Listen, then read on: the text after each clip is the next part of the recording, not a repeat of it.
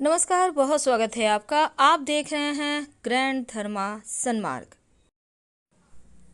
बहुत सालों के बाद ऐसा संयोग आया है कि इस बार सोमवार को पुष्कर संयोग के साथ सोमवती अमावस्या हम मना रहे हैं, क्योंकि इस समय कभी कभी ये संयोग बनता है और साथ ही 20 साल के बाद इस बार ऐसा संयोग बनेगा।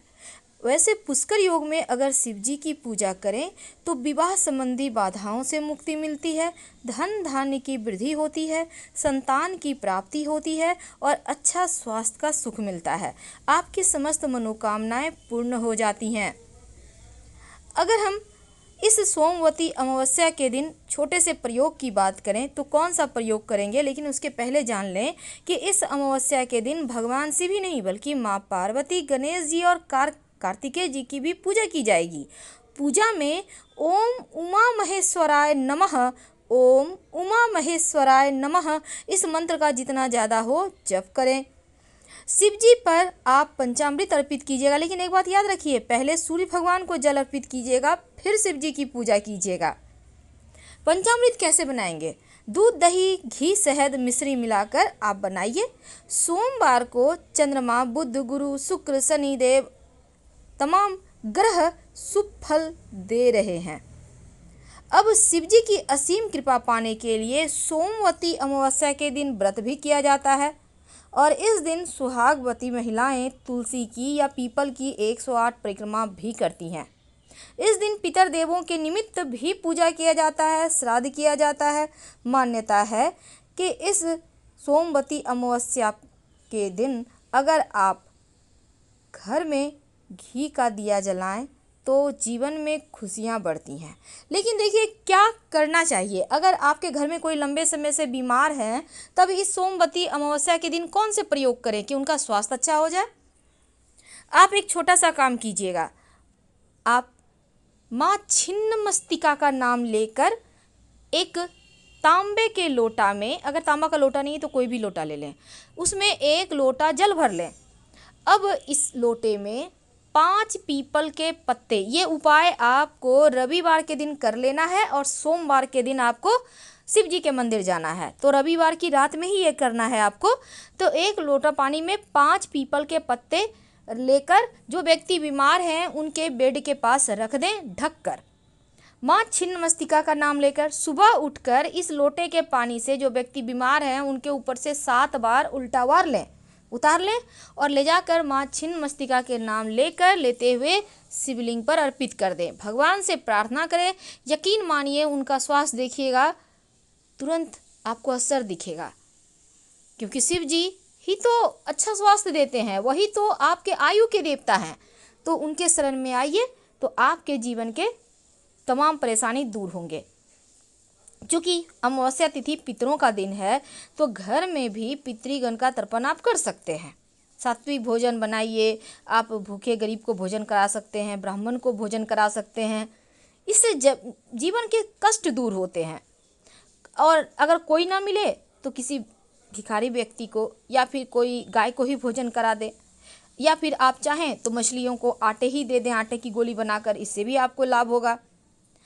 अब इस दिन भगवान शिव की विशेष पूजा होगी तो शिव जी के मंदिर में जाकर एक लोटा जल में, आप अगर सिंपल तरीके से पूजा करना चाहते हैं तो जल में बिलपत्र डालकर लेकर जाइए और जाकर शिव जी के शिवलिंग पर चढ़ा दें।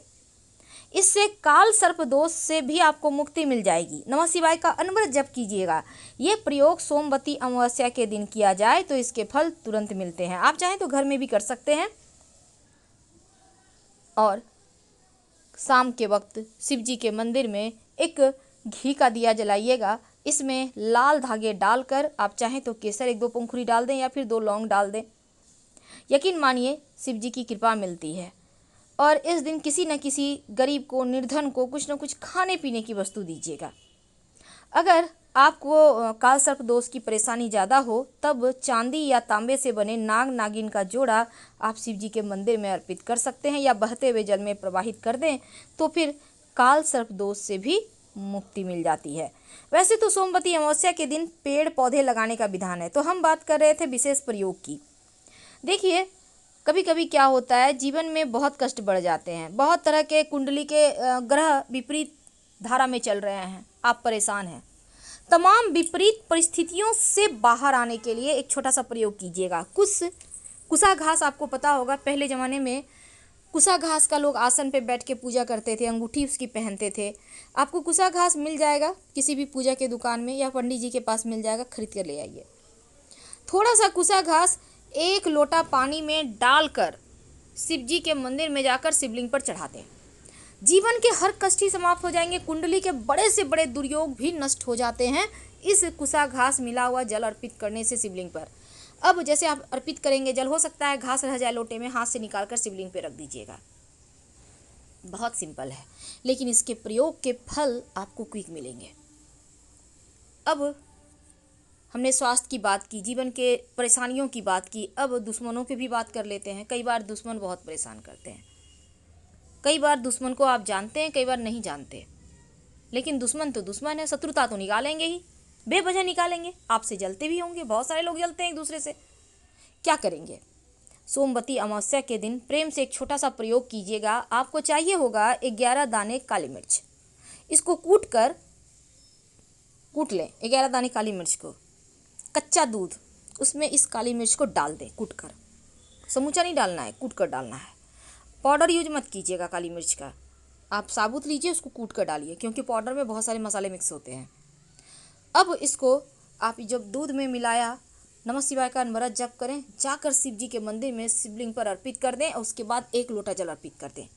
शिव जी से प्रार्थना करें कि शत्रुओं से मुक्ति दिलाइए प्रभु। सोमवती अमावस्या के दिन आप ये प्रयोग कर लें और नमः शिवाय का अनवरत जप करें। यकीन मानिए शत्रु शांत हो जाएंगे। जो आपके दिमाग को डिस्टर्ब किए हुए थे, धीरे धीरे आपको भी शांति मिलेगी। लेकिन हाँ, भूलना नहीं है, शत्रु को कभी मत भूलिए। मुस्कुराइए, मिलते हैं तो बातें कीजिए, लेकिन इग्नोर मत कीजिएगा, क्योंकि शत्रुओं को इग्नोर नहीं करना चाहिए, पास में रख कर उनकी कमजोरी को जानना चाहिए। तो हम बात कर रहे थे आज शत्रुओं से मुक्ति पाने के लिए क्या करें, ये भी जान लिया। अब देखिए, चूँकि सोमवती अमावस्या है तो इस दिन शिवलिंग पर काला तिल भी अर्पित करने का विधान है। कैसे करेंगे? 1 लोटा जल ले लें, जल में 1 चुटकी काला तिल डाल दें और साथ में आप प्लेन वाटर यानी सिंपल जल भी रखिएगा। अब घर में भी कर सकते हैं, कोई दिक्कत नहीं है। अगर तस्वीर है भगवान की तो सामने में एक पात्र रख लें, उसी में करें। शिवलिंग है तो किसी बड़े से पात्र में शिवलिंग को रख के पूजा करें। अब नमः शिवाय का जप करते हुए शिवलिंग पर यह तिल मिला हुआ जल अर्पित कर दें और भगवान से प्रार्थना करें कि शनिदेव के दोषों से, राहु केतु की परेशानियों से, पीड़ाओं से, पितृदोषों से मुक्ति दीजिए प्रभु। फिर देखिए कैसे चमत्कार होता है। फिलहाल हम आपसे विदा लेंगे। हर हर महादेव।